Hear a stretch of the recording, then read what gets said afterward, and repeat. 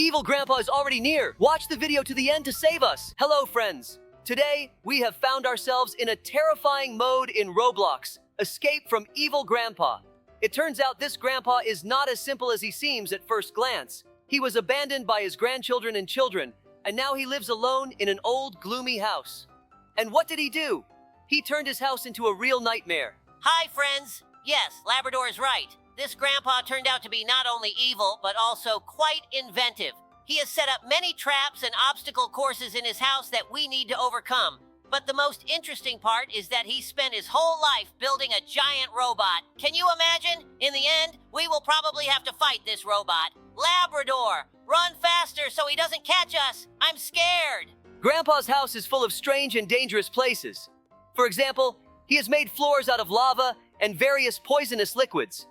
This is not just a house, it's a real death maze. The walls are decorated with paintings of his relatives and friends. It seems Grandpa hasn't completely forgotten about his past. And these paintings don't just seem to be decorations. They create a strange feeling, as if we're constantly being watched. Grandpa clearly didn't want anyone to find the way out of his house. But Labrador and I aren't the type to give up. We will look for the exit and uncover all the secrets of this place. It's interesting that Grandpa also engaged in various experiments. Throughout the house, there are traces of his scientific research. It seems he was trying to create something dangerous and powerful. Perhaps that's why he decided to build a giant robot. This house is like a mad scientist's laboratory. Yes, Labrador, and this makes our adventure even more exciting. We have to be careful and vigilant to avoid falling into his traps. But we will manage. After all, we are a real team, and despite all the dangers, we will move forward and find the way out. We have a lot to learn about Grandpa and his past. Who knows? Maybe he's just seeking attention and understanding. But one thing is for sure, his house is full of surprises, and every step could be a challenge for us. We need to stay alert and be ready for anything. Our adventure is just beginning, and we are ready to overcome all the obstacles that Grandpa has prepared for us. Because ahead of us is a meeting with his giant robot. It won't be easy, but we will manage. Or will we? Guys, you definitely need to like and comment to make sure we succeed. So, friends, we continue our exploration of this creepy house. We have already gone through several rooms, and each one was full of surprises. I especially remember the room with the lava floor. This grandpa clearly loved complex and dangerous mechanisms. Yes, Labrador, it was just awful. I would never have thought that Grandpa could set such a trap in his house. But we managed, and that's the main thing. And you know what else caught my eye? The paintings. They show Grandpa with various people. Maybe it's his family, or maybe friends. It seems like each painting hides its own story. These paintings are indeed strange. It seemed to me that in some of them, Grandpa looks like a completely different person, kind and cheerful. What happened that made him so evil? Perhaps loneliness and resentment did their job. But we need to move on and find the way out. I noticed those changes in his face too. It seems he wasn't always like this. But now we need to focus on our path. There are still many traps and obstacles ahead. And of course, we must not forget about the giant robot that Grandpa has been building all his life. This will be our main challenge. But first, we need to get out of this house. I think Grandpa left clues somewhere here. Maybe in the basement or the attic. These places always hold something important. We need to carefully inspect every room and not miss a single detail.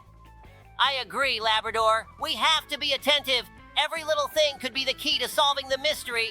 And also, we need to be ready for any surprises. Grandpa could set an ambush at any moment, but we will manage because we have a plan and a team.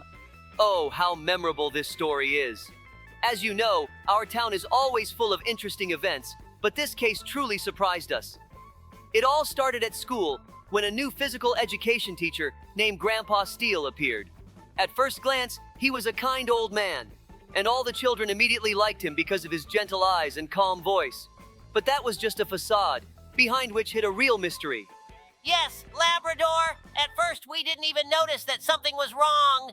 Grandpa Steele was quite an unusual PE teacher.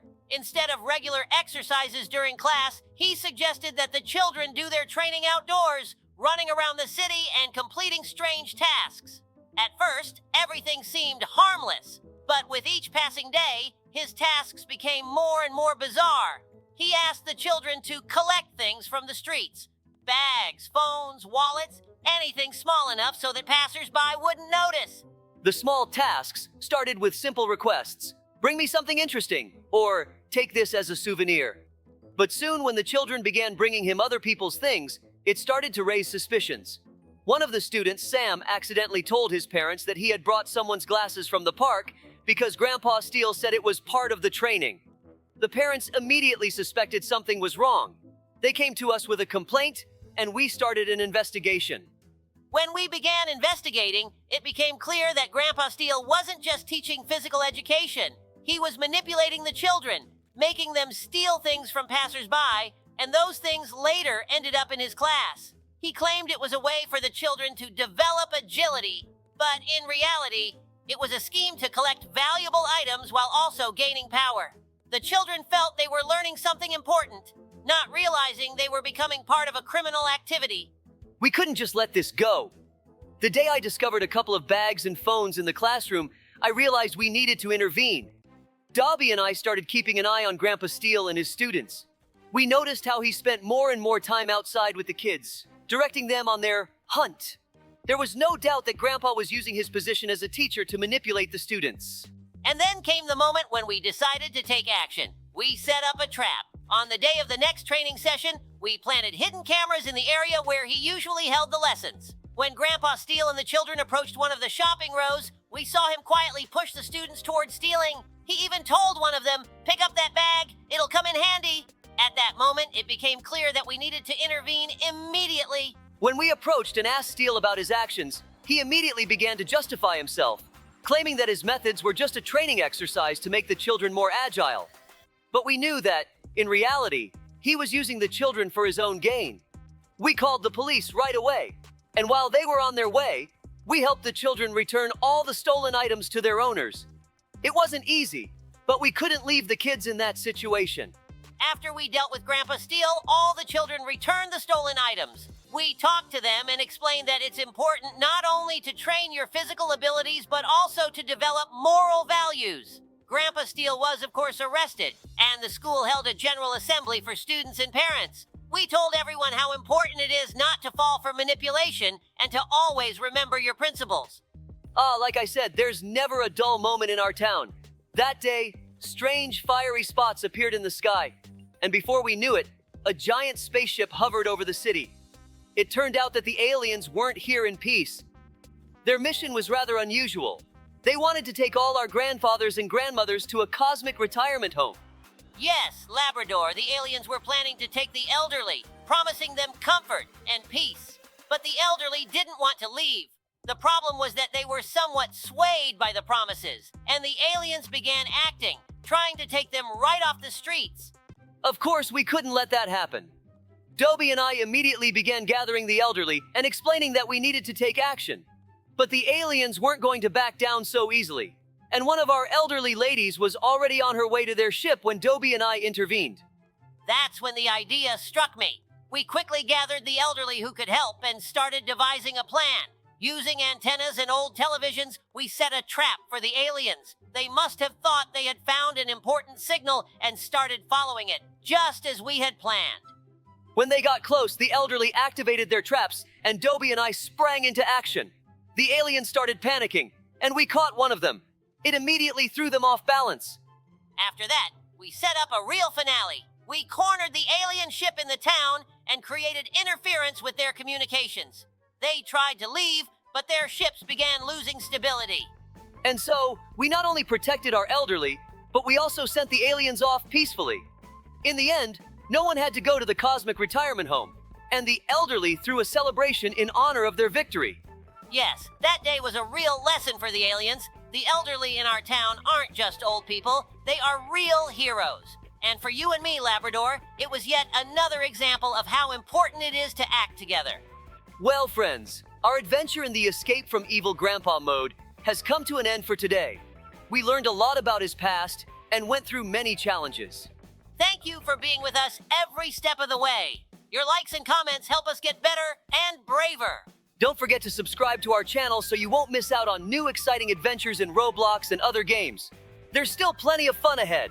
See you next time, friends. We'll definitely meet again in new thrilling adventures. This living toy wants to catch us. Watch the video until the end to save us. Oh no! Hello, friends! Today, Dobie and I found ourselves in an exciting new Roblox game called Escape the Epic School. Obby. This school looks simply amazing. Bright walls, beautiful classrooms, and hallways. But as soon as we started moving through the school, we realized that something was wrong. Hello, everyone! Yes, Labrador, you're right. In this school, all the teachers are animated toys. They've gone haywire and have become real threats. The head teacher is a huge head with a police hat and long arms and legs. He looks terrifying, and just seeing him gives you the chills. But that's not the only danger.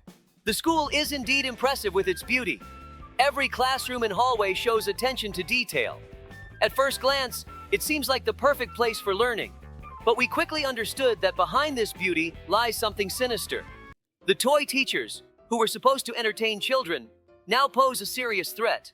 One teacher that stood out was a toy pizza. When we first saw him, he seemed quite funny. But as soon as we got closer, he came to life and started chasing us. We quickly realized he was no joke, but thanks to our experience and teamwork, we managed to escape the danger. All these teachers were once part of the educational process, but something went wrong, and they became the school's guards. We found out they were created to help children learn, but a system failure caused them to act aggressively. This is especially true for the head teacher, a huge head with long limbs. His appearance is truly frightening. As we progress through the school, we notice how everything is meticulously detailed. The chemistry classroom has real laboratories, the gym has exercise equipment and basketball hoops. But none of this is for us. We need to find an exit and avoid these animated teachers. With each passing minute, we become more convinced that this school is not an ordinary place. Everything here is designed to keep us inside. We constantly feel the eyes of these toys on us. They watch our every move, and it makes us uneasy.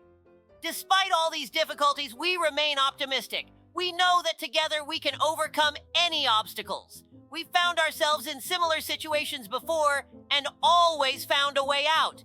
This time, we are not going to give up either. Thank you for being with us, friends. Your support means a lot to us. We will keep you updated on all our adventures and hope that together we can escape from this epic school.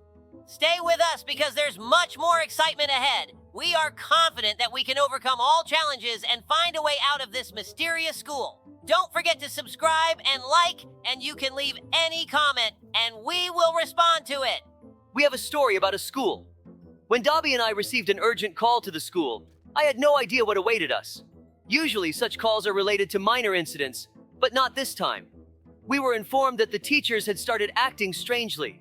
They were destroying classrooms, tearing up textbooks, and causing complete chaos. It was unimaginable. Dobie and I immediately realized that this was serious and we needed to act quickly. When we arrived at the scene, the students were already trying to calm their teachers, but it was clear that they had completely lost control. I had never seen anything like it. Imagine a school where instead of the usual learning process, there is complete chaos. Teachers, who were always examples of order and discipline, suddenly became totally unpredictable. They were breaking desks, scattering teaching materials, and seemed to be in some sort of trance. The students, on the other hand, were trying to calm them down, which was surprising. I saw how the older students took on the role of adults, trying to organize and protect the younger ones. Labrador and I immediately started figuring out what could have caused such behavior in the teachers. We quickly discovered that everything started when a new history teacher appeared at the school. It was said that he brought with him some ancient artifacts that he used for his lessons. One of these artifacts was a strange box with intricate patterns that he showed to the class. It was right after this that all the problems began. The teachers who saw this box immediately started acting aggressively. We decided we needed to find this box and understand what it was. But where to look in such chaos? We started our search in the history classroom, but it was a complete mess. All the shelves were overturned, books scattered everywhere. Labrador and I decided to split up to find the box faster. I went to the old cabinets while Labrador checked the desks and drawers. We found a map. We realized that the map was somehow related to the teacher's hypnosis. We needed to quickly find a way to lift this effect. We approached the school principal, who fortunately had not yet been hypnotized. He told us that he had heard legends about such artifacts, and that the only way to remove their influence was to find the key to these symbols. Labrador and I set out to find the teacher. The trail led us to an old building on the outskirts of town where he was temporarily living. We entered his room and found numerous books and documents related to magic and hypnosis. Among them, we found a diary where he detailed his experiments with the box and the map. It turned out that he had accidentally activated a spell that caused this chaos. The diary also mentioned that to lift the spell, a ritual needed to be performed in the schoolyard using the map and certain words. We returned to the school with the map and began preparing for the ritual. The students, despite the chaos, helped us as best they could. We explained to them what needed to be done, and together we started the ritual. Dobie lit the candles while I held the map and read the words from the ancient symbols. Suddenly, everything around us was illuminated by a bright light, and the teachers began to come to their senses. It was an incredible sight. The spell was lifted, and the school gradually returned to normal. The teachers became themselves again, and the students showed that they could handle the most difficult situations. You know, guys, there's another story where you'll recognize your school. Usually in schools there are fights or small pranks, but this time the situation was much more serious. The students decided to play a prank and locked all the doors so no one could get out. They stuffed the toilets with shirts and turned on the water, causing a massive flood. Imagine a school turned into a huge aquarium, with water flooding the halls and classrooms. Dobie and I had to act fast to save the school from destruction. When we arrived, we were met with an incredible sight. Water was flowing out from under the doors, and inside the school, there was total chaos. Students were in panic, some trying to escape by climbing onto desks and tables. The water kept rising, and the situation was becoming more and more dangerous. We knew we had to act quickly, or the school could suffer even more damage. The first thing we did was contact our elephant friends, who could help us absorb all the water. While we waited for the elephants to arrive, Dobie and I began evacuating the students. We helped the children get out of the classrooms and directed them to the exits. Some doors were blocked by water, and we had to use our strength to break through the flood. Despite their fear, the students tried to help each other. Dobie and I coordinated their actions to avoid panic and injuries. Meanwhile, the water kept rising, and the situation was getting more critical. When the elephants arrived, we immediately sprang into action. Thanks to their powerful trunks, the elephants began absorbing the water like giant sponges. It was an impressive sight. They worked quickly and in sync, helping us save the school. The water level gradually started to drop, and the panic among the students eased. The elephants did an incredible job, and thanks to them, the situation was brought under control. Labrador and I continued to oversee the evacuation, helping those who were still inside. Gradually, thanks to the elephants' efforts, the water level began to fall, and we were able to assess the damage. Many classrooms were flooded, furniture was ruined, and educational materials were lost. However, the most important thing was that no one was hurt. The students and teachers were safe, and that was our main goal. We thanked our elephant friends for their help, as we wouldn't have been able to manage without them. Now we had to deal with the aftermath and figure out who exactly was behind the prank. We started the investigation, interviewing students and teachers. It turned out that a few high school students decided to play this prank and didn't think about the consequences. They realized what they had done and were genuinely remorseful. We had a disciplinary talk with them, explaining how dangerous such pranks could be. It was important not only to punish the guilty, but also to teach them responsibility for their actions. In the end, the school returned to normal life. We helped organize repairs and restore the damaged property. The students and teachers learned how important it is to be cautious and think about the consequences of their actions. Dobie and I were glad everything ended well and that we managed to prevent a catastrophe in time. This story became a lesson for everyone, showing that even the most innocent-looking pranks can lead to serious consequences. And that's how this unusual story ended. Once again, we were reminded how important it is to be attentive and responsible. And our elephant friends showed that they are always ready to help in tough times. It's important to remember that together we can tackle any problem, and true strength lies in unity and mutual support. And don't forget, despite all these challenges, we still find moments for laughter and joy. The Epic School is just one of the many adventures we're experiencing thanks to you. Your likes and comments are what motivate us to keep going and overcome all difficulties. Absolutely! So don't worry, we'll be back here to finish this adventure and defeat the main teacher. We'll continue searching for a way out. And of course, we'll make sure to tell you how we managed to do it. Friends, watch this video till the end or else she will eat us. Oh no! Hello friends, today we have a new exciting adventure. Dobie and I found ourselves in the game Roblox in the Escape the Girls Prison mode. But don't be fooled by the name. This place is not as cute as it sounds. The prison is scary, full of traps and challenges, and we were put in its most dangerous part. Hi everyone! Yes, the prison here is far from girly. We quickly realized that this was going to be a tough challenge. Everyone knows we always get out of the most difficult situations, and that's why we were sent here. But even under such conditions, we found a way to start our escape. In the cake that was sent to us, there was a shovel. We used it to dig through the floor, and that's when all the trials and parkour started. Yes, Dobie, it was unexpected to find a shovel in the cake, but that didn't stop us. As soon as we got out of the cell, we found ourselves in a network of corridors and rooms full of traps. Everything around looked intimidating. Gloomy walls, dark corners, and the constant feeling that we were being watched. Exactly, Labrador. The entire interior of this prison leaves no doubt. They want to keep us here at any cost. We've seen a lot of scary places, but this is probably one of the creepiest. We went through several narrow tunnels and dark corridors, but we never doubted our success. We're already used to such trials. As we progressed, we had to face various obstacles, but each time we found a way to overcome them. It was important to stay calm and keep our wits about us. We trusted each other and knew that together we could handle any difficulties. Our determination and faith in each other are what keep us moving forward. We've proven time and time again that we can get out of any situation. This time will be no exception. In the prison, we faced not only physical but also psychological challenges. The constant pressure and fear were our companions, but we didn't give up. With each step, we got closer to freedom. Going through all these trials, we learned to understand each other better and work as a team. It was a real test of our friendship and cooperation. That's right, Labrador. Now we know that we can handle any difficulty if we stick together. We'll have to fight all the prison guards. If anyone thinks girls are weak, watch this video and you'll never think that again.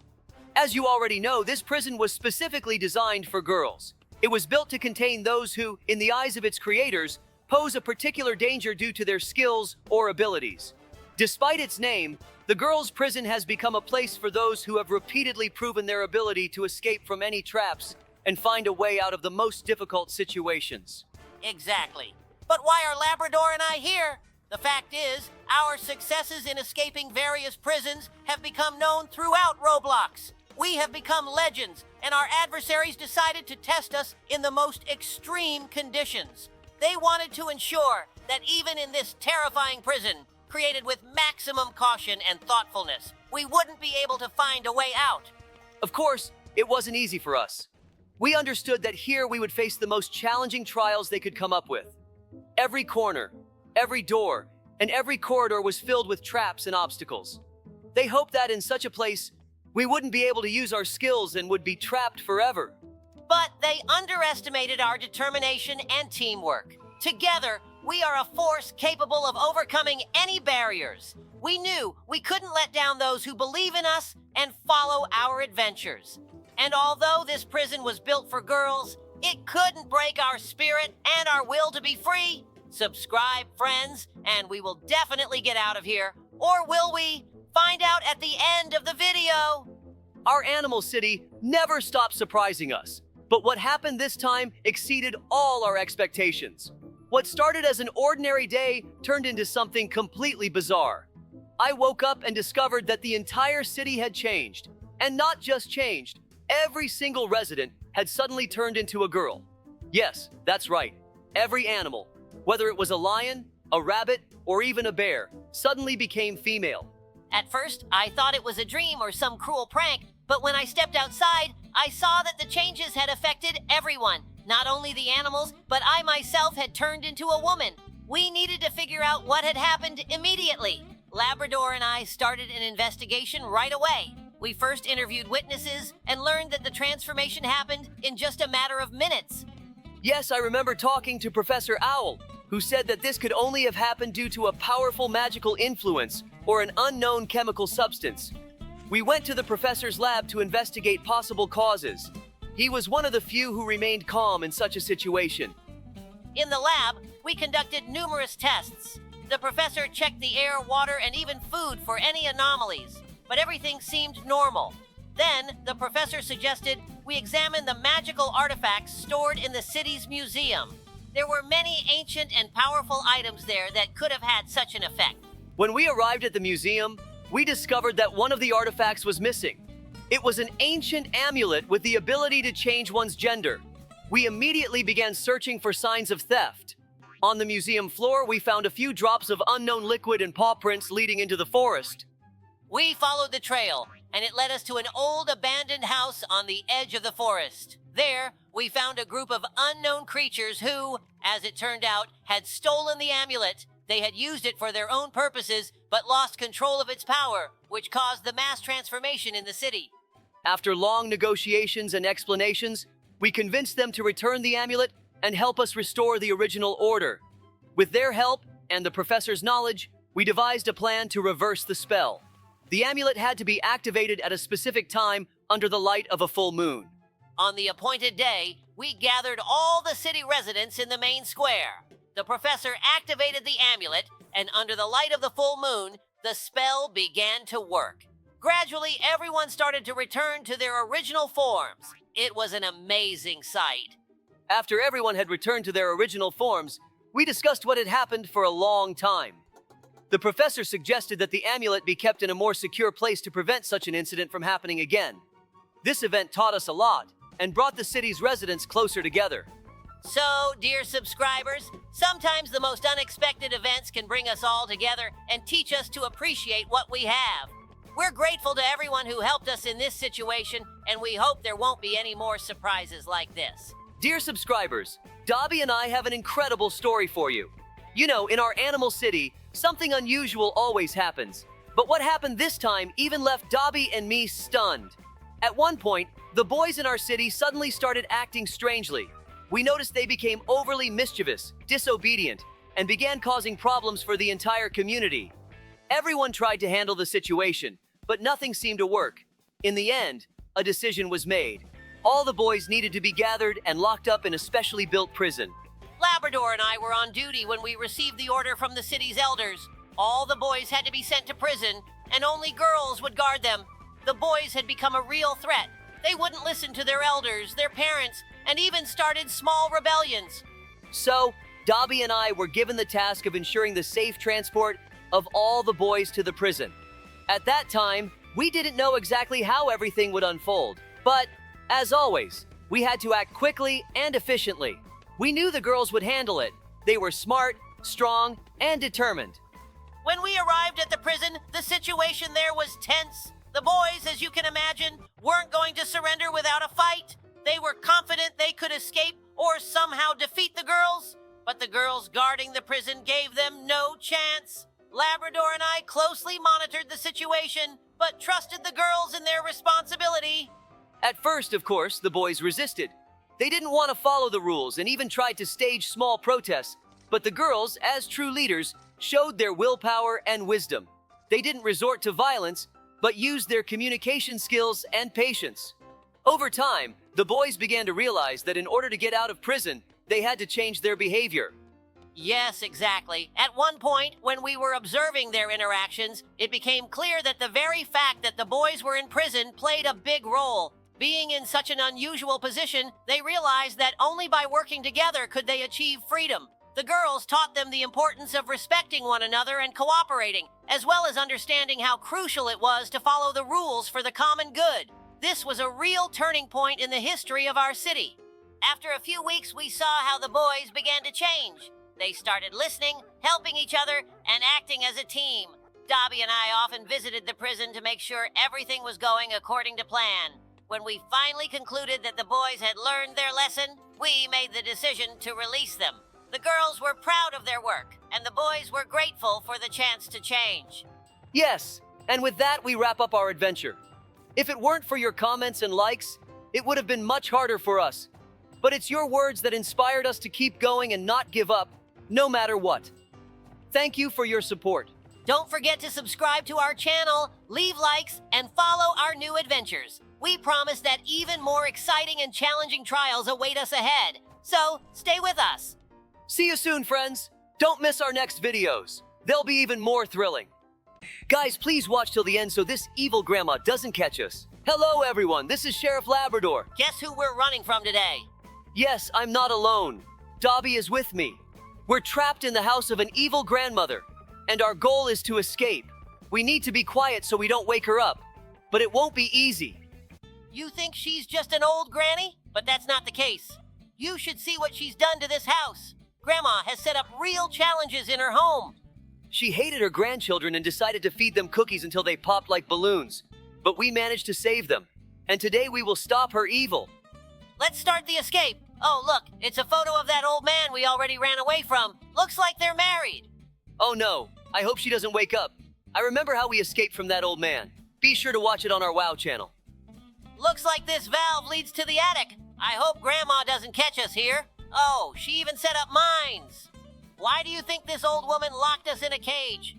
She probably loves cats. There are pictures of them hanging around, though all grandmas love cats. Maybe she wanted to make soup out of us. Look, we're high up, and there are spikes below us. I hope we don't fall right into Grandma's mouth when we get out of the vent. Me too. It would be tragic if she ate us right away. There's a lot of dust in the vent. It's annoying me. Oh, look, Grandma is right in front of us. I hope she doesn't wake up. Let's jump on her stomach. Oh, unexpectedly, she didn't notice us. Look, teeth in a jar. Ew, that's disgusting. We need to hurry before she wakes up. She's running right after us. Oh no, green snotty cookies. Better not step on them. She even farts. She might grab our tails. Look, a red button. We need to press it quickly. This button opened a passage. Let's run there before Grandma catches us. Look, Grandma turned red. We need to jump next to her. Now she doesn't even pay attention to us. There are a lot of cookies here. I was right. She loves cookies. The evil grandma is so clumsy she even dropped a glass of milk. She forgot about us. She's not even trying to catch us. Oh, look, a huge fan that will lift us up. There are traps along the way, but we won't give up. We'll easily overcome them. I completely agree with you, Dobie. There are no obstacles we can't overcome. Oh, we almost fell back. We need to be more careful. Hooray, we overcame the traps. Don't celebrate too early. Let's see what's behind the door. Look, we're in some kind of dungeon. Let's jump on these geysers. I think they'll help us move forward. Hey, Dobie, don't you think it's getting too hot in here? Yes, it's very hot here. Let's get out of here quickly and have some ice cream. Whew, the board broke under us. I hope it doesn't happen again. Look, a vent. I think we should climb into it. The vent is dusty again. I hope there are no spiders here. I wouldn't want to see a giant spider. Oh no, we fell into the room where Grandma knits. I hope we don't meet her here. I wouldn't want her to knit a scarf out of us. Listen, something's rolling. A giant ball of yarn. We didn't make it to the safe place. I hope we'll be luckier next time. It's convenient that there are holes in the walls here. Otherwise, we would have been crushed long ago. I see the exit. We can tell some interesting stories because a battle with Grandma awaits us ahead. Once, in one of the neighboring districts, strange things began happening. At first, it seemed like an ordinary event. Rumors started spreading about an old woman who had settled at the edge of the town. She looked perfectly normal. Gray hair, glasses on her nose, and a hooked nose, just like any other grandmother. But as the days went by, people started noticing odd things. She never talked to anyone, and the children who went into her house started disappearing. Parents were in a panic, but no one could figure out what was going on. Sheriff Labrador and I decided to investigate. At first, we thought it was just rumors and overreactions. But when we peeked inside this grandmother's house, we discovered something inexplicable. In one corner, there were strange potions. In another, books on magic. And on the walls were portraits of children who clearly had stopped growing. We quickly realized that she was no ordinary grandmother. In fact, she was a witch who used her charm and disguise to lure children into traps. We began keeping an eye on her. She hid her true nature by pretending to be a kind old lady, but as soon as children entered her house, she used spells to turn them into statues made of cotton. In this place, they became useless toys, which she could display in her shop window or use for her dark rituals. The more we investigated, the more oddities we uncovered. The grandmother witch was a master of transformations, and her powers were dangerous for the entire town. Once we learned about her sinister plans, we had to come up with a way to stop her without putting the children at risk. We decided to sneak into her house at night when she would be sleeping. While Labrador distracted her, I found a hidden passage that led straight to her basement. There, I discovered a magical circle that was being used for the transformations. We realized that to stop her spells from working, we needed to destroy the circle and reverse everything. While Dobie figured out how to destroy the circle, I kept the witch occupied. She didn't immediately realize that we had uncovered her. But as soon as she did, her face turned sinister. The grandmother started transforming. Her body became more twisted, and her eyes filled with bright yellow light. We knew we had to act fast, or she might regain control of the town. Time was running out. I rushed to the magical circle and, using everything I knew about magic, managed to destroy it. As soon as the circle was destroyed, the witch screamed and tried to break free, but her power was weakened. All the transformed children returned to their normal forms, and she herself turned to ash, disappearing into the air. We were in shock at how close we had come to a disaster. Once everything was over, we returned the children to their parents, and everyone breathed a sigh of relief. But we knew that there could be other dark forces lurking under disguises in our town. We decided to stay even more alert and prepared for such events. After all, we must always protect our citizens from such dangers. This case was a real lesson for us. It reminded us that the world can be full of hidden and dark threats, and we must be ready for any surprises. Labrador and I promised ourselves to always stand guard and protect our town from any evil creatures that may threaten it. Another mega cool story. It all started when a strange pizzeria appeared on the outskirts of town. At first, it seemed like just another ordinary place. But as soon as Dobie and I started patrolling the area, we immediately felt something was off. People who entered the pizzeria came out with huge smiles on their faces. But what caught our attention was that they were literally swelling up before our eyes, becoming more and more round.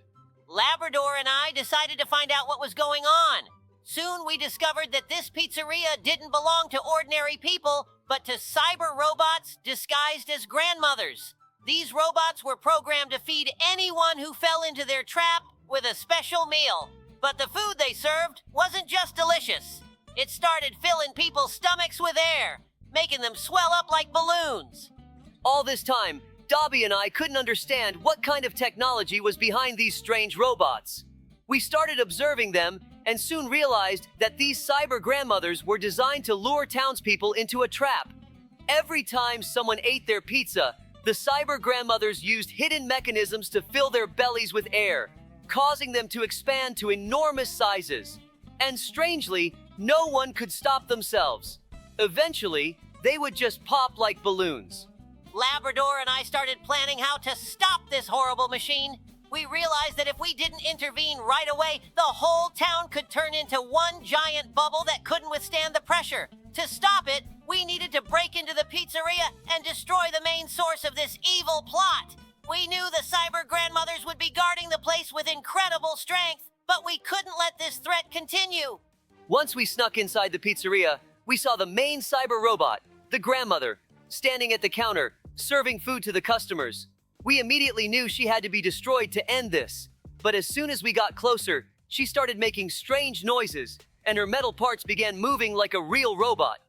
That's when we realized she wasn't just serving food. She was also activating a hidden mechanism that accelerated the inflation process. It wasn't an easy task. I noticed an old, eerie computer near the pizzeria, which seemed to control all the cyber robots. Labrador and I decided the best way to win was to destroy the system controlling them. I ran over to the computer and, with the help of an old hacker tool, managed to shut off the power. At that moment, all the robots lost control, and they could no longer serve the food that caused people to inflate. Once we disabled the main power source of these evil robots, the whole pizzeria fell silent, and the townspeople started returning to their normal sizes. Those who were on the verge of bursting began to feel fine, and their former shapes returned. In the end, we were able to restore order to the town. The cyber grandmothers no longer posed a threat to our world. But we knew this story wasn't over, and we had to be ready for new threats that could come from the most unexpected corners. and that's how this tough battle with the cyber grandmothers came to an end. Labrador and I knew we couldn't stop there. We kept patrolling the streets of the town, because in the world of animals, there's always room for new dangers. But this time, we managed to win. Our town was safe again, and all the residents could breathe easy, knowing we're always on guard. We managed to get through and escape from that evil grandma. Thanks for watching till the end. But this isn't over yet. There's another mode ahead. Let's go. Guys, save me and Dobie! We climbed up this tall skyscraper and the lava is rising higher and higher. How can we win this? Why is the lava rising so fast? We needed to climb right to the roof of this skyscraper. Oh well, we'll have to start from the beginning. After the failure at the skyscraper, we find ourselves on the Grandma's Cottage map. We greet our subscribers and suddenly the lava starts flooding the entire house. We quickly climb to the upper floor and take shelter there. The lava is flooding everything around us, but we're holding on. Our subscribers have chosen a great challenge. It's always nice to feel safe at Grandma's, even if there's hot lava underfoot. In this situation, the key is not to forget about cleverness. We laugh, remembering Grandma's pies, which could now save us from the lava. The upper floor of the house turns out to be a great shelter, and we continue interacting with our subscribers, sharing our impressions. It's almost like a picnic, but with lava all around. The next map is simply amazing. It's New Year's, there's a huge Christmas tree, and we need to do parkour to get to the top. Dobie jumps like a real pro, but unfortunately, only I make it to the top. Being alone at the top of the tree is a little sad, but our subscribers support me and that gives me strength. Labrador is showing excellent skills in parkour, and I continue joking with the subscribers below. The tree is incredibly beautiful, and the New Year's atmosphere adds a festive feeling even in such a tense situation. We laugh, joke about the presents under the tree, and wonder if the lava might also want a present. Yes, and this is no longer just a game, but a real fight for survival. The lava is literally right on our heels. All you need to do is find a secure spot on the tree. The branches are so fragile, and every wrong step could be your last. But standing on one of its levels, you feel like a true winner. The ability to adapt is the key to survival. Yes, Labrador, exactly. At first, it seemed like a fun holiday. All those lights and snowflakes. But as soon as we took the first step, I realized this is no laughing matter. The map was one big pyramid with 3 levels, each one a labyrinth with lava that erupts as soon as you step on the wrong tile. But we're sheriffs for a reason. We immediately geared up for serious work. That's right. The first level seemed easy enough. Dobie and I were jumping from platform to platform, avoiding lava flows and paving our way. But the higher we climbed, the harder it got. Over there on the upper level, we almost didn't notice how the lava started rising right below us. It was a real race against time. You're right, Labrador. As soon as we reached the very center of the pyramid, we started losing our balance. That moment when you realize every platform is a challenge. The lava was closing in on us, and on the last level, we had to show our maximum agility to avoid its grasp. But we pulled through, as always. In our animal city, no threat can stop us. Yeah, it was tense, but here we are at the finish line. The pyramid structure surrounded by snow, lights, and a festive atmosphere, it's not only beautiful, but incredibly difficult. The lava definitely couldn't catch us now, and for that, we've truly earned the title of the best sheriffs in Roblox. Oh, absolutely! This mode was great training for us, and once again, we showed that we can handle any challenge, even when it seems like a children's game at first. No lava flows or dizzying heights will stop us from finishing the mission. We found ourselves on a colorful tower, and as soon as the game starts, the ground will turn to lava. The task is clear. We need to climb to the top, avoid traps, and not fall. But here's the thing. Even such a simple route turns into a real challenge when there are so many clouds around, which can be both helpers and obstacles. Yes, Labrador, only we understand that behind this parkour lies real danger. The lava shows no mercy, and if you're not fast and precise, you can lose precious time. Every step on these clouds requires full concentration, especially when you have to jump from one to another, not knowing if the next cloud will hold your foot. And here it is, this intense scene. Dobie and I are climbing the tower, those clouds ahead of us, and we can already see the lava right beneath our feet. Just a few seconds, and we could be down there. In reality, every choice matters. Even that small pause when deciding where to jump could be the deciding factor. But Dobby and I won't let ourselves relax. We're sheriffs. Exactly, Labrador. Even when it feels like you're about to fall, you realize every jump is a step closer to victory. On these maps, it's not just agility that matters, but also strategy.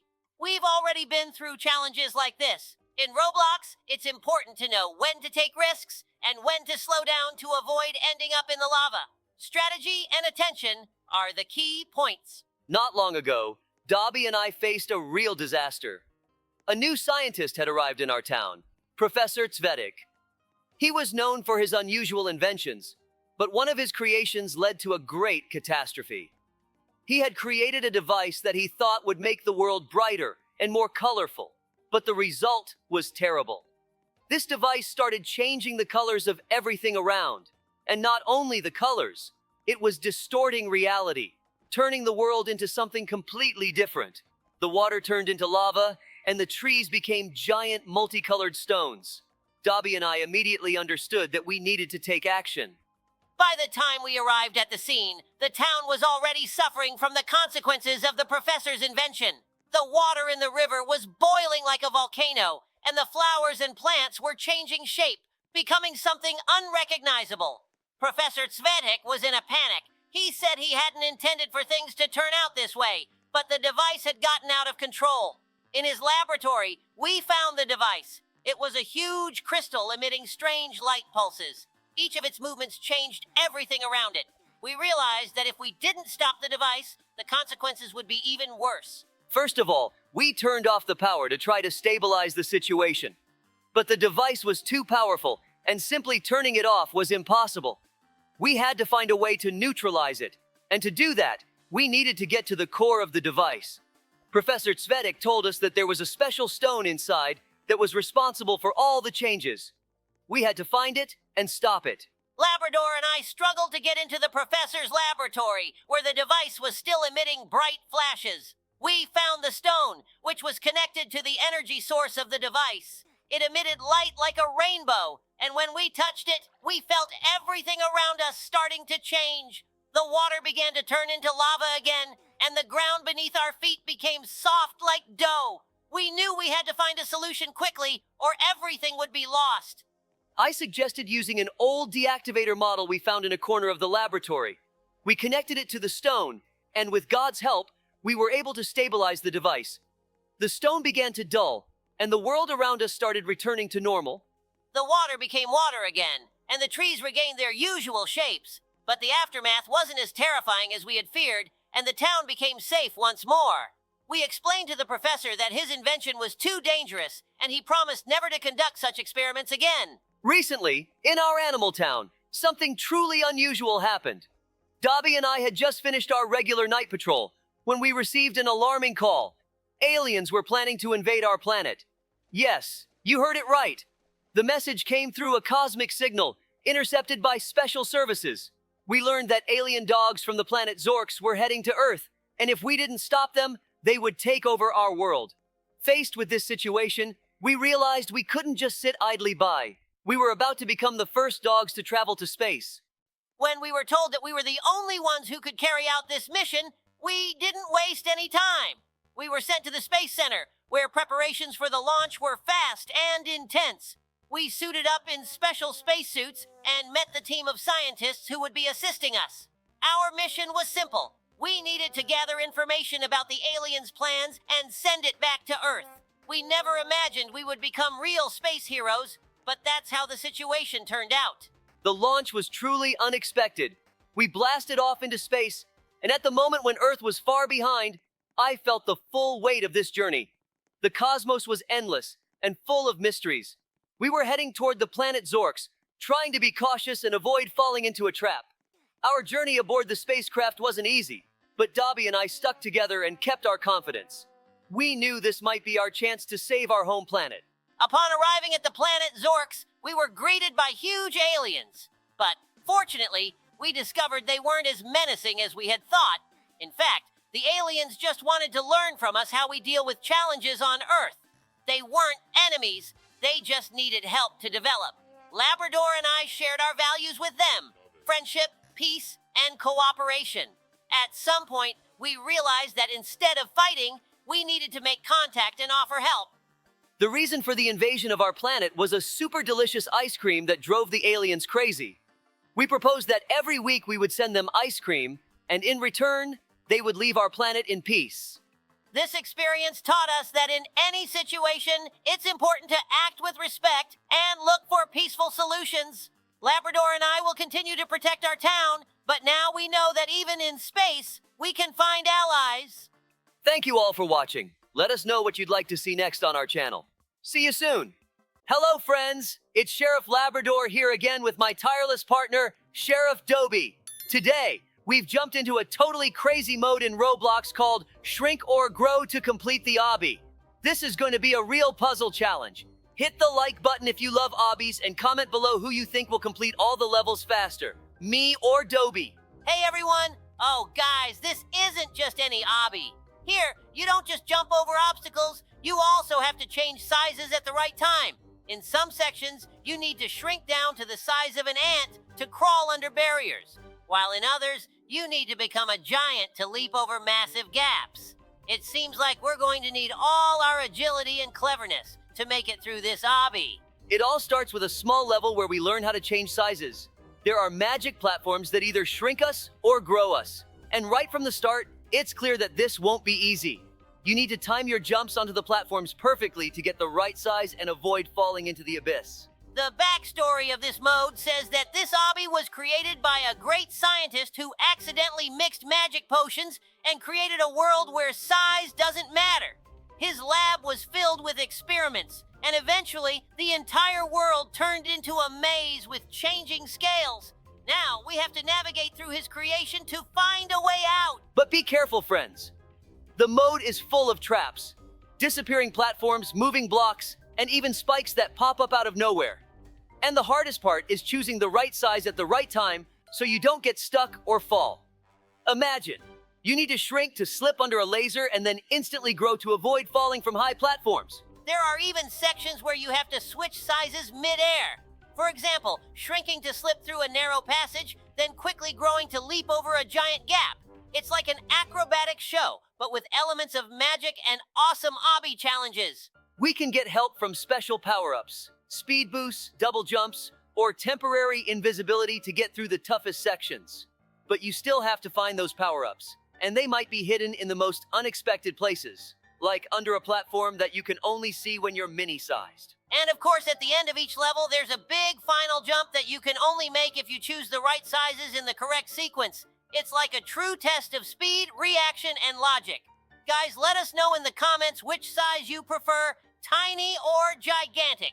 And Dobie and I are setting off on our journey through this incredible obby. Subscribe to the channel so you don't miss our new adventures and escapes. In some sections, you don't even need to grow larger.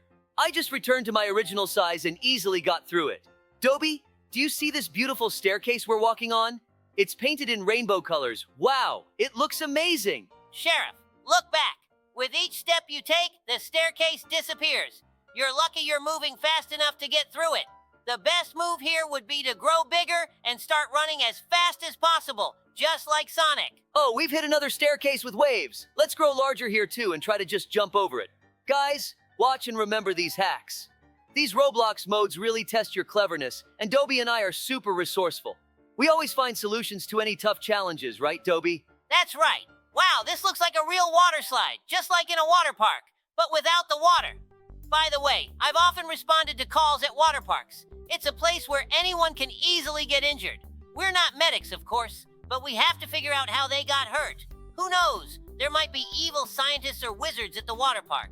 We're always on guard, keeping order. Hey, have you noticed that with each level, the obby gets harder and harder? The traps activate faster, the platforms disappear quicker, and the gaps between them get wider. It's like the scientists set everything up specifically to confuse us. But we're not that easy to fool, right, Dobie? Of course, we're real sheriffs. The key is to choose the right moments to change sizes. Labrador, it seems like something changes every time in this obby. I see some new paths that weren't there before. That means the further we go, the tougher it gets. But we're not giving up. The main thing is to keep our balance and remember to change sizes at the right time. Dobie, did you see what happened to the town square? At first, I thought I was having vision problems or maybe I was just too tired. Imagine this. I'm walking downtown in the morning, and suddenly I see the statue in the square has grown to the size of a house. And just a little further, right across from the cafe, there's a tiny car, barely bigger than a toy. I couldn't believe my eyes. Was this really happening? Only later did I find out that it was all the work of an evil scientist. He invented a device that can enlarge or shrink anything. Labrador, I was shocked too. When I saw that giant thing in the square, I thought it was some elaborate prank or a movie being filmed. But then, when I saw a giant mailbox fall right in the middle of the street, scaring all the passers-by, I realized something was really wrong. And the scariest part is that this scientist, Dr. Shrank, decided he could use his invention to establish a new order in the town. He enlarged everything he considered important and shrank everything else, as if he had the right to decide what the town needed and what it didn't. Yeah, Shrank definitely got carried away with his device. He figured that if he made his invention known to the world, he could dictate terms, and the town would become his personal playground. At first, everything looked chaotic.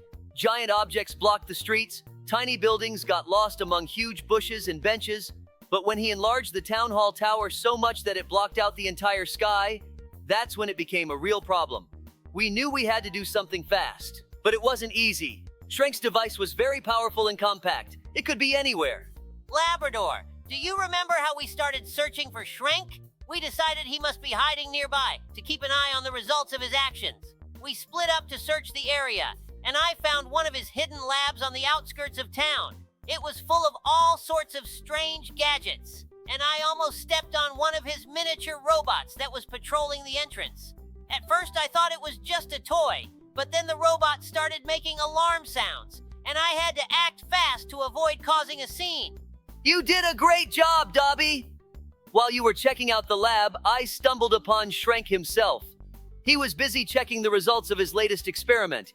He had shrunk the fountain in the park down to the size of a cup and was laughing like a madman. I decided to play it smart and started distracting him with conversation.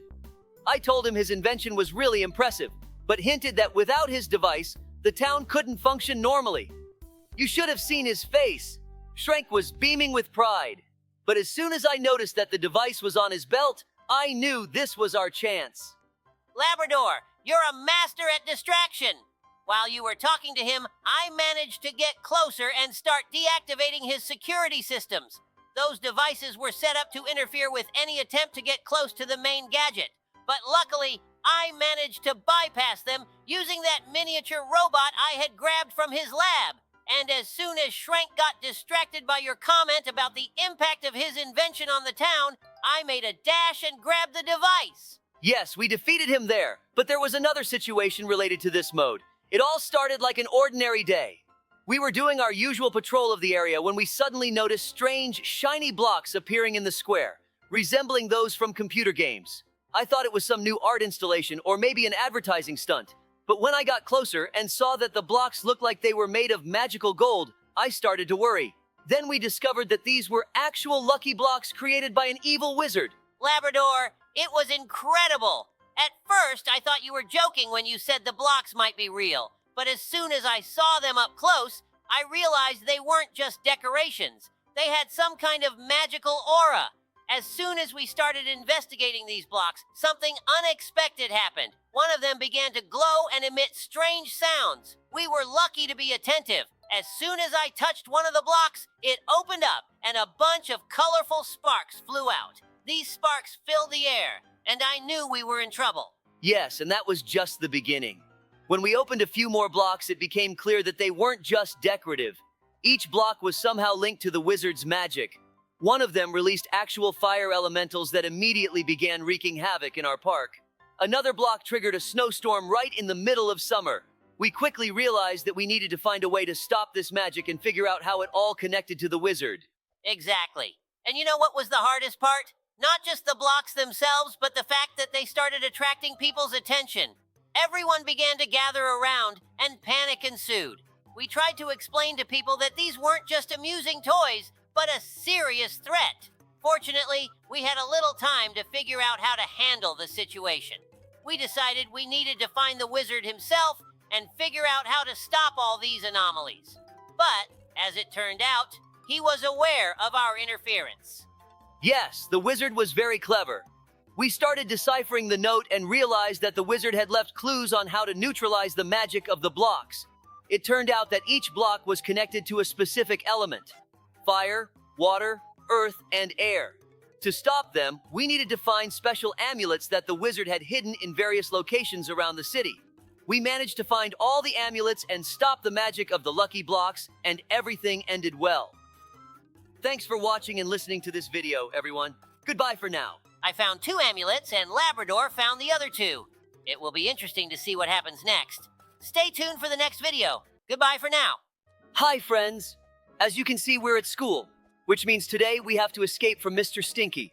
Hello, everyone. But first, we need to get out of the classroom. Crazy Mr. Stinky put our picture on the board and wrote that we're newbies. We need to prove him wrong. Of course we will. We are real sheriffs. Let's activate the fire alarm and escape before anyone notices. Sheriff Labrador, difficult trials await us ahead. We need to save our strength for the final boss battle. Oh, it seems he was nearby all this time. Stealth is not an option. Let's run! He's looking at us with such a scary smile, he's about to catch up. We need to speed up. What a huge belly he has. Is he really asleep? Maybe he just wants to scare us or play. Perhaps he's curious about how we'll handle his trials. Haha, why did he fall asleep? Well, better not to risk it. Someone tried to escape and stepped into this strange green liquid. I hope it's not acid. Let's climb into the vent. Hold your breath so you don't choke on the dust. Now we'll jump through the parkour. You're a pro at this, so I'm sure we'll pass without mistakes. Looks like he's awake. Hope he doesn't attack now. Look how creepy this looks. Why did he drill a hole in the wall to spy on us instead of installing a camera? Brr, very creepy. Maybe he thinks this will scare us and we won't be able to continue. Such things don't scare us. We face scarier things. We need to ignore him and focus on the goal. How do we open the gates? Maybe these 2 buttons will open them. The question is, do we need to press them simultaneously or separately? It will be unfair if the door only opens together. We'll find out soon when we press the second button. How much money and time was spent on creating all these trials? He's really crazy. Why does he need all this? To watch kids cry? Great. The door opened. I think he spent about $1 million in 10 years on all this. But we haven't seen the other trials yet, and they are probably more difficult. Oh, this trial looks familiar. Maybe he wants to learn our weaknesses for the final battle. Now we need to focus on not getting hit by the laser. I don't understand how lasers can disintegrate things. I've only seen those used to play with cats. There are powerful lasers used in material processing. Their power allows cutting through various objects. Got it, thanks. Look, this guy is offering to take a secret path. Should we trust him? If it's a trap, they'll just kill us and we'll respawn. Plus, I'm curious to see what's there. It's a giant hanging platform. Maybe there will be a boss battle. Why did this guy say it's a secret path? All we can do is press the red button. Okay, the button summoned the boss. He looks like Mr. Stinky, but with pipe legs and a large gear. Maybe Mr. Stinky likes steampunk and made a robotic copy of himself. Considering the technology, it's possible. But Mr. Stinky is too old to master such technology. Although, given his madness, anything can be expected from him. He has almost no health left. The main thing is not to get too close so he doesn't hit us with his hat. Oh, that was exhausting. He's too strong or we have 2 weak weapons. All right, what's next? We defeated him and we got nothing. What nonsense. Maybe they'll at least leave us the weapons. Oh, I accidentally jumped. No big deal, we'll respawn. This guy just tricked us. He probably wanted to laugh, but something went wrong. Did you notice that these books have spikes? It's dangerous. And those spiked balls, they look like viruses. I hope we didn't get sick. We almost ran into a spiked mace. Oh no, it's yellow-toothed Larissa. Grab your weapon and shoot her in the eye. She looks like Mrs. Stinky because she has terrible breath. I hope she at least takes a shower. She has horrible makeup and a wart on her face. Now it's clear. Mr. and Mrs. Stinky are dating. Interesting. Hooray! The second boss is defeated. Dobie and I were patrolling the town when we received a distress call. Professor Tailstein, a well-known scientist and inventor, had created cyborgs meant to assist the townsfolk in their daily tasks. But it soon became clear that something had gone wrong. Instead of helping, the cyborgs began to act aggressively. Dobie and I realized we couldn't ignore this. Tailstein always had strange ideas, but we never expected something like this. Yeah, at first everything seemed like just another normal project. The cyborgs were helping with cleaning, delivering goods, ensuring safety. But soon reports came in that the robots were breaking equipment, scaring people, and in some areas, even attacking residents. Sheriff and I immediately realized something wasn't right. These machines were too smart for simple tasks, and it seemed like they were starting to plan something. We went to the professor to figure out what had happened. When we arrived at the professor's place, he was in a panic. He claimed that his program was supposed to work as intended, and that the robots couldn't have gone out of control. He said he didn't understand how it happened, but his invention was clearly no ordinary one. We inspected the lab and quickly realized that something wasn't right.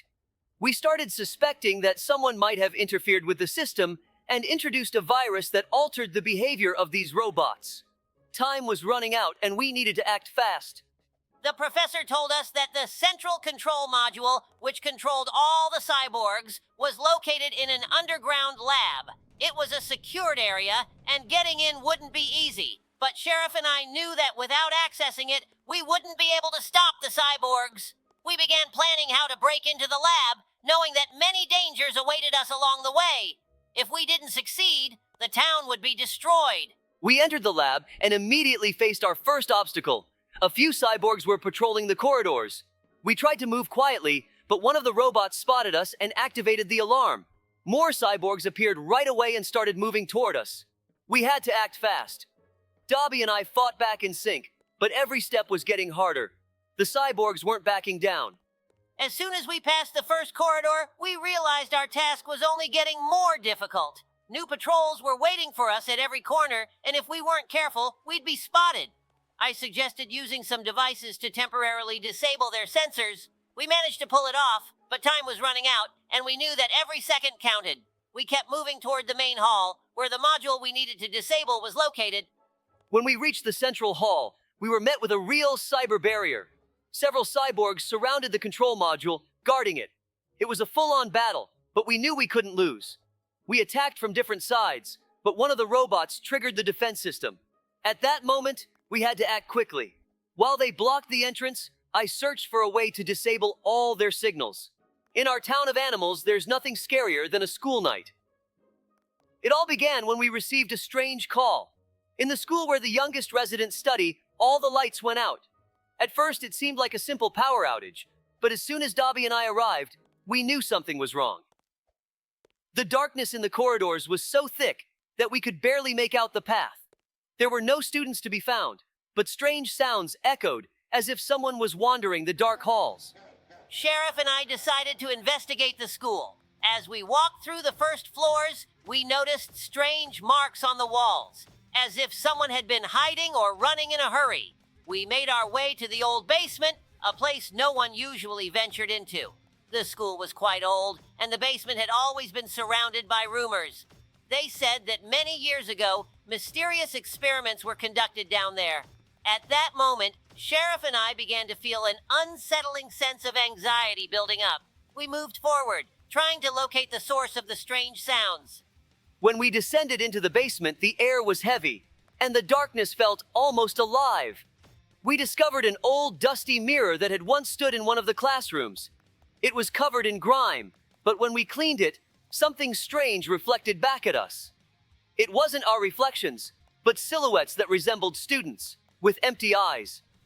We quickly backed away from the mirror, and at that moment, we heard the basement doors creak open. We turned around and saw a shadow begin to move down the corridor. We rushed toward the exit, but the doors were locked. It was at that moment that we realized this wasn't just a security system malfunction. The shadows were moving faster, and there were more of them. We tried to find another way out, but every corridor led us back to the basement. Suddenly, one of the shadows began speaking in our voices. That's when we understood. This wasn't a coincidence. Someone or something had brought this place to life. Dobie and I desperately tried to escape, but the more we moved, the more creaking footsteps we heard behind us. We decided to use some old school equipment to disable the electrical systems. As soon as we did, the shadows started to disappear, and silence returned. Once we were outside, we realized this wasn't just a malfunction. We had saved the town, but the dark forces in the school were still lingering. When we told the townspeople the story, many started looking at the school with suspicion. But despite everything, the shadows had vanished, and in that moment, we understood sometimes even the darkest corner can be a hidden test for those who are brave enough to face what they don't understand. Sheriff and I returned to work, but that evening, when night fell, neither of us could bring ourselves to go back. We knew this school wasn't just a building, it was a place where dark secrets hide. Well, friends, we did it! We conquered that evil teacher! I, Labrador, want to thank you for joining us on this adventure. Remember, with us, you can chase down any problem and beat it. See you, friends. We're always on guard. Hello, friends. It's me, Sheriff Labrador, and today we have a special episode for you. Hi, everyone. Yes, Sheriff Labrador, I'm already excited. Together with my loyal partner, Sheriff Dobie, we're going to tell you about the most beautiful and challenging mode in Roblox, Escape the Carnival of Horrors Obby. This mode is simply incredible. You find yourself in a mysterious and eerie carnival, full of dangers and unexpected twists. Let's start from the beginning. As soon as you enter the game, you're greeted by a creepy carnival, dimly lit by lanterns. Dangerous traps and evil ghost clowns patrolling the area are scattered everywhere. Your task is to avoid them at all costs. Exactly. Do you see that red balloon? We need to follow it. In the first stage, you have to be very careful and quick to avoid getting caught by the clowns. I recommend watching your steps closely to avoid traps. Yes, and that's just the beginning. This clown world is huge, and I think we'll be fighting this clown today. By the way, do you know the name of this clown? Write it in the comments, and whoever guesses correctly will get a heart from us on their comment. But inside, it's full of dangerous mechanisms. You must be very attentive and keep moving to avoid getting caught in the traps. We need to get through these rusty pipes. The main thing is not to touch the fire or fall down. We can't forget about the final part, escaping through the horror ride. This is the most challenging part, where you'll have to use all your skills and agility to reach the exit. Friends, this mode is truly amazing. It's not only difficult, but incredibly beautiful. We are sure you'll love it. Right now, we are in the heart of the Carnival of Horrors, in the clown's house. Just look at this grim place. We need to parkour through old, smelly pipes with a bottomless pit below us. Yes, it's really scary. The smelly pipes are not only a test of our agility, but also a real endurance test. The smell is disgusting, but we need to focus and move forward. Watch your step, Sheriff Labrador. If we slip, we'll fall into that bottomless pit. We must be very careful and watch each step. Let's move slowly and confidently. Good plan, Sheriff Dobie. Do you see that narrow pipe ahead? We need to jump onto it and then move along the wall. The main thing is not to rush and keep our balance. Great, I'm ready. Let's go, Labrador. You first. I'll cover you. This is probably one of the most difficult stages in this mode, but we'll manage, right? Of course, Dobie. We're a team. All right, one jump, then another. Carefully, done. Now it's your turn, Dobie. Got it. I'm coming. One jump, another. Yes, I did it. Now we need to walk along this narrow pipe. It's slippery, so hold on tight. Of course, Dobie. We're a team. All right, one jump, then another. Carefully, done. Now it's your turn, Dobie. Yes, it's a real nightmare. These saws spin so fast that one mistake can cost us our lives. We need to move very carefully and precisely calculate our actions. Look, Dobie, the saws move in a specific pattern. If you watch closely, you can catch the moment when they stop for a split second. That's when we need to dash through. I made it too. Can you see me? Wow! Look at this beautiful amusement park. Ferris wheel, roller coasters, and much more. Now we're escaping from the scariest clown in this carnival. He wants to turn us into his dolls, and we urgently need to find a way to escape. Look ahead. There's a Ferris wheel. It's our chance to get to the top. The clown is still after us. Let's go, Labrador. We can do this. Yes, we're at the top. What a view! You can see the whole carnival from here. The clown won't catch us here. Whew, that was intense. But we did it, Labrador. Now we're safe. Guys, don't forget to subscribe to our channel and give us likes. It's the best gift you can give us. Our animal town has always been a peaceful place, but recently we were shaken by a story connected to the amusement park. The park has always been a popular spot for family outings. However, with the arrival of a new clown, strange incidents began happening. He appeared friendly, but there was always something unusual around him. The townspeople began to complain about odd feelings and missing items. Dobie and I decided to get to the bottom of this. From the very beginning, we noticed that the clown attracted children, but the parents looked at him with concern. We started the investigation trying to understand what was going on. In the park, we discovered strange traces and heard stories about how the clown was leading children in unknown directions. In the evening, the park closed, but some children didn't return home. Labrador and I decided to stay in the park after closing time to see what was happening. When it got dark, the park turned into a place of shadows and suspicious sounds. We hid behind carousels and rides, observing what was going on. Soon, we saw the clown leading a group of children. They seemed hypnotized, following him without a single word. We cautiously followed them until they reached an old, abandoned tent that hadn't been used in a long time. The tent was locked, but somehow the clown managed to open it. We carefully approached, trying not to give ourselves away. When we peeked inside, we saw a stage with bright lights. The clown started his performance, but it wasn't an ordinary show. He used strange tricks and magical illusions that seemed to mesmerize the children. We realized that the clown was using some dark magic to control them. We decided to act quickly. I distracted the clown, pretending I wanted to see the show up close, while Dobie took the children out of the tent. The clown, noticing our presence, became angry. His face twisted into a malicious grimace, and he tried to stop us. But we were already prepared and knew what to do. We used flashlights to blind him and escorted the children to the park's exit. We led the children to a safe place and called for backup. The clown tried to escape, but he didn't get far.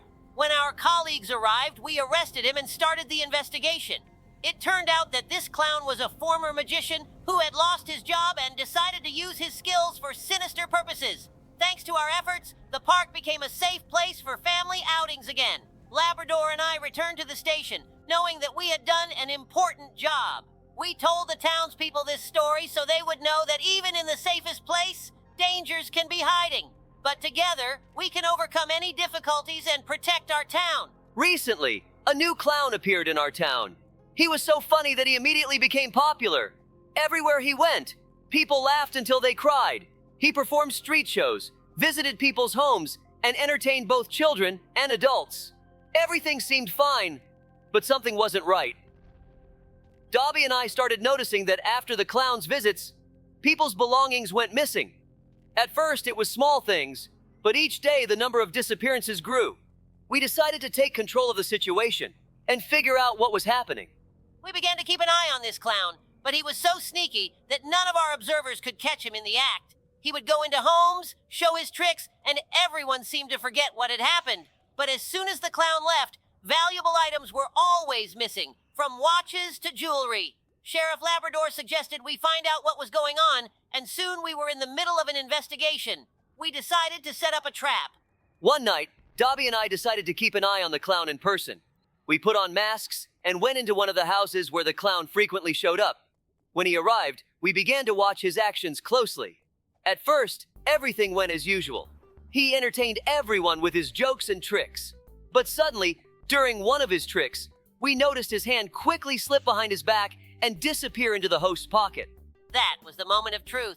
Labrador and I realized that this wasn't just a coincidence. We started watching his hands, and soon we discovered that he was really stealing things while everyone was laughing or distracted by his show. He skillfully used his tricks to secretly take small valuables. We decided to catch him red-handed. When the clown left, we immediately went to the house to check what had gone missing. And, as strange as it seemed, valuable items had indeed disappeared. We gathered our strength and decided to act. The next day, we met with the clown again, but this time, he didn't know we were preparing to expose him. When he started his new trick, we quietly surrounded him. The clown tried to avoid us, but we already knew everything. He realized his trick had been uncovered and tried to escape, but Labrador was faster. We caught him, and it turned out that this clown was a master of pickpocketing, using his popularity to steal from trusting townspeople. After we arrested him, it was revealed that he was a thief, hiding behind the mask of a cheerful clown. But now, thanks to us, he would no longer be able to cause trouble in our town. That's how we exposed this funny clown. He thought he could trick us, but it didn't work out that way. This time, the jokes were over. And now all the town's residents know that we don't joke with anyone who tries to deceive them. Dobie and I are back to patrolling, knowing that even the most amusing incidents can hide dangerous secrets. When we returned to the station, we told the townspeople how important it is to stay vigilant, even when it seems like everything around is 100% safe. The clown thought his tricks would go on forever, but it turned out differently. Labrador and I are proud that we acted in time, and now the townspeople can laugh again without fear. Officer Dobie and I are on the roller coaster, and right before us stands a massive carnival city. We're not just here for fun. We're keeping everything under control. But right in front of us, there's that terrifying clown. Well, friends, the time has come to say goodbye. We hope you enjoyed riding with us on these roller coasters, following our adventures, and of course, staying alert. Until next time, and may your carnivals always be filled with joy, not threats. Goodbye, everyone. Thank you for being with us. Don't forget to keep an eye on your surroundings, because even in the brightest places, mysteries can be hiding. The day started peacefully. Dobie and I were sipping our morning coffee at the station, getting ready for our usual patrol. The streets were quiet, the citizens were going about their daily routines, and nothing seemed out of the ordinary. But everything changed when the phone rang. On the other end, we heard the trembling voice of a kindergarten teacher from Happy Tales Daycare. She was gasping in terror, almost screaming. The daycare has been taken over. A giant dinosaur broke through the entrance, roaring and not letting the children out. Then, the call was abruptly cut off. Dobie and I exchanged glances. No questions asked. We jumped into our patrol car and sped off toward the daycare at full speed. On the way there, I tried to make sense of what I had just heard. A dinosaur? Was this some kind of joke? But the fear in the teacher's voice was too real for it to be a prank. When we arrived, all doubt disappeared. The entrance door was smashed, part of the fence was crushed, and scattered toys, torn books, and children's backpacks littered the ground. And most importantly, standing right in front of the building was a massive green dinosaur. Its skin glistened under the sun, and its red eyes gleamed menacingly. It swayed its tail as if listening to the sounds around it. From inside the daycare, we could hear the terrified cries of children. The situation was critical.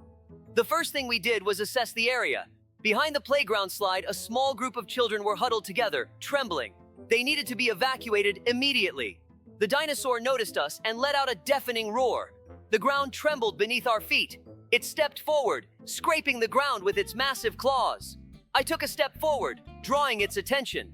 Meanwhile, Dobie started sneaking around from the other side. Our plan was simple. One distracts, the other gets inside. The dinosaur didn't give me a break. It suddenly lunged at me, but I jumped back just in time. We had to move fast. While Labrador kept the monster occupied, I sneaked around to the back entrance. The door was locked, but through the window, I saw the teachers and children huddled in a corner. I knocked gently, signaling that I was here to help.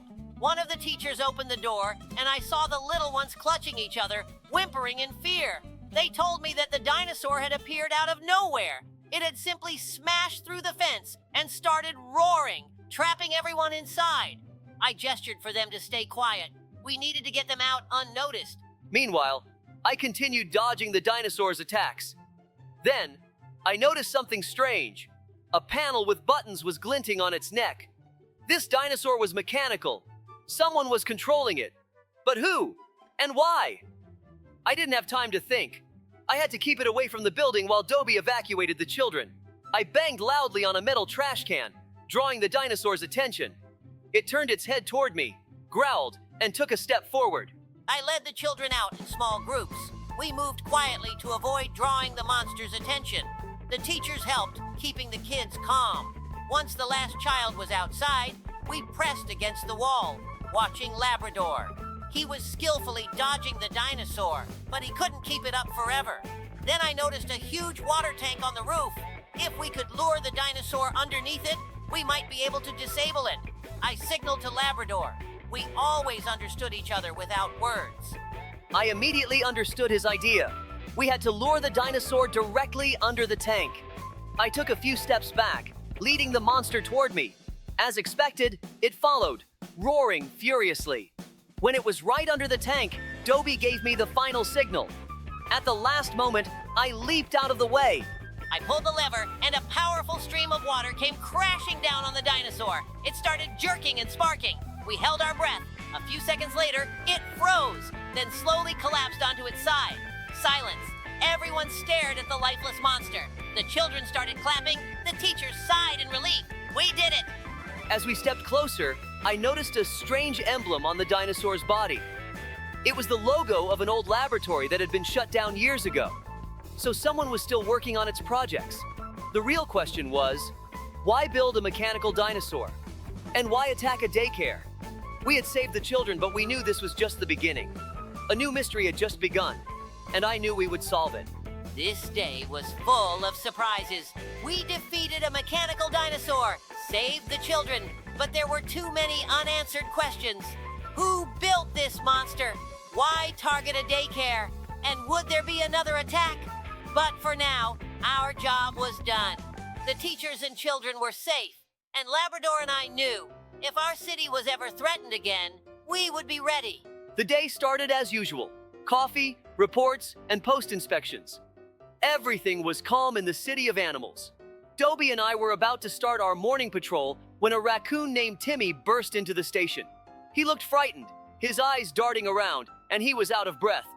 He told us that his friend, the fox Rick, had disappeared. The last time anyone saw him, he was playing a new game, Poppy Playtime 4. Timmy swore he had seen Rick literally vanish into the screen.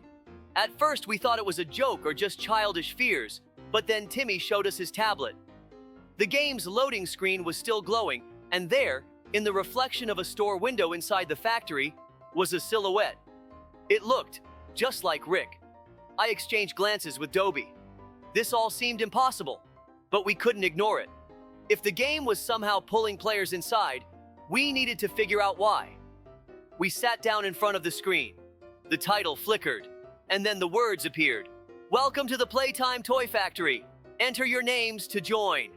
I typed in my name. Dobie did the same. The moment we pressed enter, the screen flashed, and darkness swallowed us. When I opened my eyes, dim lighting surrounded us. We stood in a long corridor. Flickering lamps cast strange shadows on the walls. The air was stale, filled with dust and a strangely sweet scent, like old gummy candy. Labrador looked around. A poster on the wall read, "Welcome to Playtime Factory. Keep smiling." Below it stood a broken toy, a giant plush bear with an eerily wide grin. In the distance, we heard children's laughter. It was quiet, but it sent chills down my spine. We moved forward. The factory looked abandoned. Scattered toy parts lay on the floor, and the silence was only interrupted by the occasional creak of metal. Then we heard whispering. Someone was there. I raised my paw, signaling Dobie to stay quiet. We carefully peeked around the corner. In the darkness, trembling, was Rick the fox. His fur was ruffled, and his wide eyes darted nervously. He said he didn't know how he got here. One moment he was just playing the game, and the next he was trapped inside. Since then, he had been hiding because they were coming for him. I wanted to ask who they were, but before I could, a loud crash echoed through the hall. Dust rained from above. We turned sharply. At the end of the corridor, something moved in the shadows. A tall figure with long arms and glowing eyes stood motionless, watching us. It could attack at any moment. I grabbed Rick's paw and pulled him with me. We had to run. We sprinted forward, jumping over debris and broken crates. Heavy footsteps thundered behind us. The creature was chasing us. We darted into a security room and slammed the door shut behind us. Inside, dozens of monitors displayed different parts of the factory. On one of them, I saw the figure wandering the halls. It tilted its head as if sniffing the air. Rick told us this wasn't the only monster. The factory belonged to a strange entity that played with its visitors like they were toys. The only way out was to reach the main terminal and shut down the system. We navigated through the toy assembly line where mechanical arms tried to grab our tails. Then we crossed a storage room filled with eerie stuffed animals that seemed to shift positions when we weren't looking. Finally, we reached the terminal, but there was a problem. A keypad locked the system. Rick remembered seeing a code somewhere, but he couldn't recall where. Then the lights began to flicker. A scraping sound echoed behind us. We turned and saw it. A towering figure resembling a toy clown stepped out of the shadows. Its head tilted from side to side, and a wide, unsettling grin was frozen on its face. I told Dobie to find the code while I stepped forward, trying to distract the monster. I frantically searched, tossing papers and boxes aside. The monster lunged at Labrador, its long arms reaching out. Then I saw it, numbers scrawled on the wall. The first 4 digits are 1987. I ran to the terminal. The creature roared and charged. I barely managed to dodge. Dobie typed the code. First digit, second, third. The monster was almost upon us. The last digit! The terminal flashed green. An alarm blared. The lights flickered, and suddenly, the monster froze. It twitched violently as sparks flew from its body. Then, slowly, it collapsed to the floor. Silence. Everyone held their breath. The factory trembled as if the entire place was shutting down. We bolted for the main exit. The doors burst open, and a blinding light engulfed us. In the next instant, we were back at the station. Timmy was there, clutching his tablet. The screen was now dark. Rick stood beside us. We had saved him. But then, a message flickered on the tablet screen. Level 1 complete. Ready for the next challenge?